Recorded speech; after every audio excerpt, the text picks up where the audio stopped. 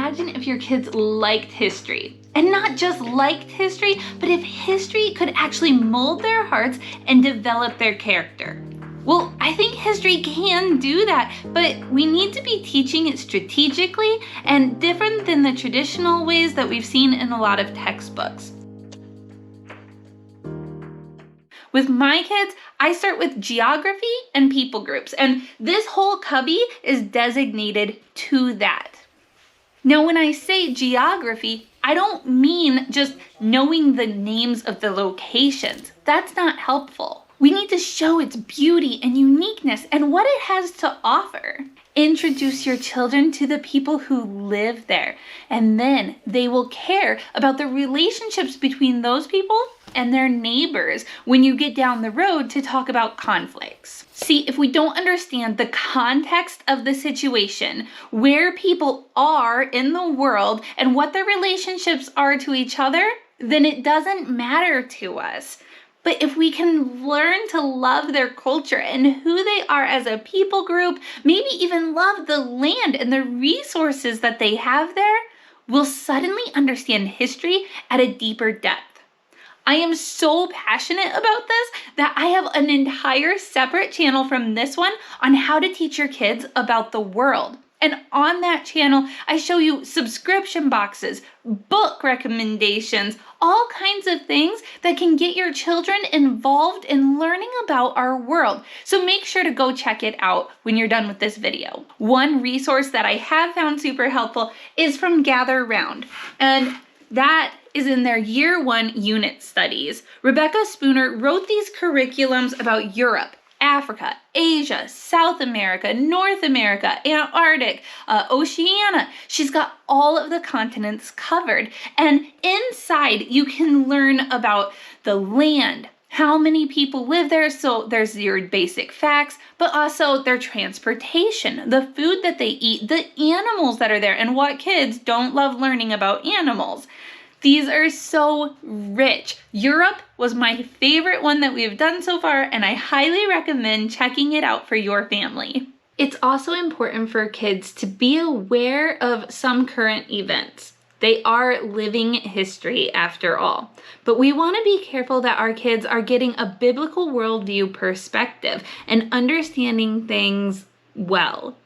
World Watch has been an excellent resource for my family. We have been using it for over 6 months now, and we are all excited. Every morning after breakfast and Bible, we sit down to watch about a 10-minute episode together, and it tells us news of all over the world, things that often get left out of other news channels.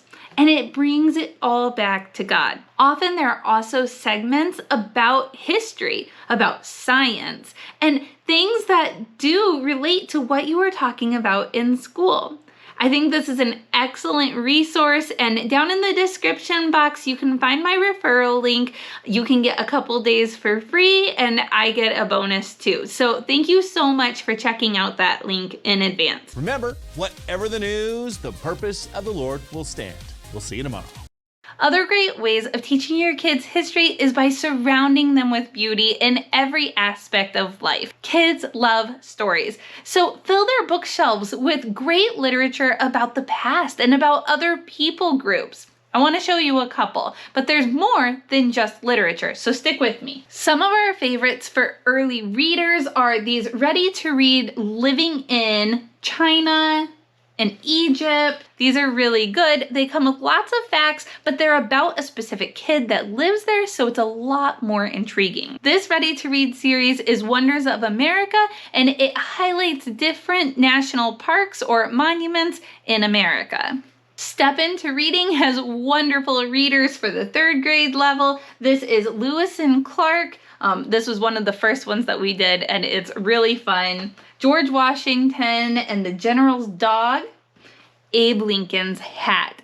These kept my kids intrigued while they were helping to read along with me. The I Survive series is great, but I do want to caution you, if you have sensitive children, they might not be a good fit because they do talk about some heavier topics, so maybe pre-read them. Just about every homeschool I know knows about the Who HQ series, but these books are so much fun. Let me show you a little bit inside. There's tons of images here, and they are just great to read through. We have read so many of these. One of my favorites actually was when we were learning about Denmark. We did What is Lego? I learned so much. My son learned so much. We referenced this book often. It tells you tons of history about Lego and Denmark and the inventor. We are also going to talk about patents and trying again, which is a common theme with people in history not giving up. So like Thomas Edison. The Hindenburg was one that my husband read to my kids.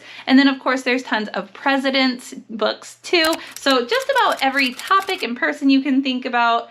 These are great ways to teach your kids about history, but you do dwell on them a little bit longer. So you're able to go a little bit deeper and actually care about what you're talking about. Please believe me when I say that the Imagination Station series is historical. It is accurate. It is great history for your kids.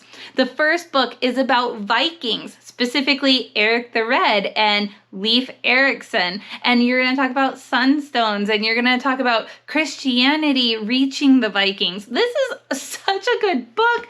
The next one was about a Christian martyr, actually. And then we talked about Marco Polo, medieval times, which we actually did this one along with an USBORN book called Time Travelers, and they went really well together. And then book 9 is about Egypt, which we also did with the Time Traveler book.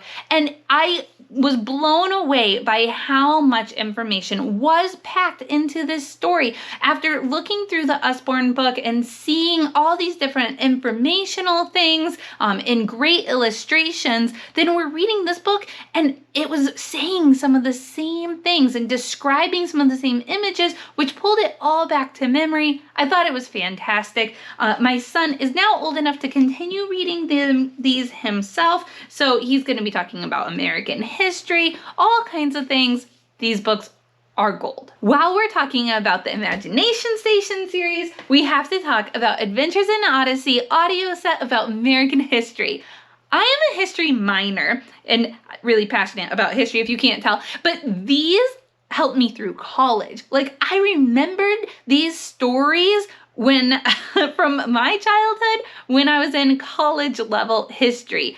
You have to check these out. Listen to them. If your kids are really young, maybe listen to them before your kids, because they do get you really involved in the story, and it really feels like you are there and you understand the Underground Railroad. You understand the Pilgrims coming across on the Mayflower and the horrific sea things that are happening. Oh my goodness, you guys. This is going to be your favorite American history thing that you do in your family. Make sure to get it. It is so worth it. Okay, back to books real quick. For read alouds for your family, The Sign of the Beaver is fantastic. Little House in the Big Woods, we have read twice. I love this book. So good. Read it to your little ones, even preschool. Oh, it's so good. And then picture books. And don't be afraid to do picture books with your older kids too. These are so important. The visuals are so good. And the stories, again, grab your heart. So this is on the go. Me on the Map will help your kids understand the perspective that they are in the world.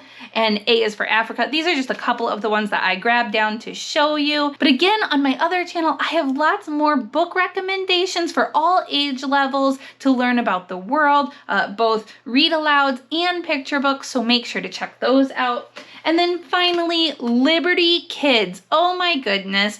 We just leave this set in our van and the kids watch it on long road trips. It is so good. Again, early American history being lived out by these cartoon children.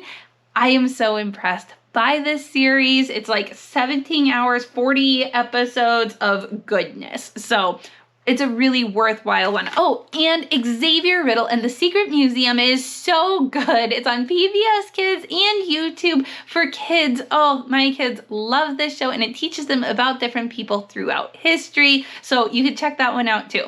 Make sure to go check out my other channel, Bear Hill Adventures, for those resources that I was talking about. Click here to see other curriculum reviews that I'm doing on this channel. And don't forget to subscribe. If you enjoyed this, hit like. We'll see you next time. Bye-bye, guys.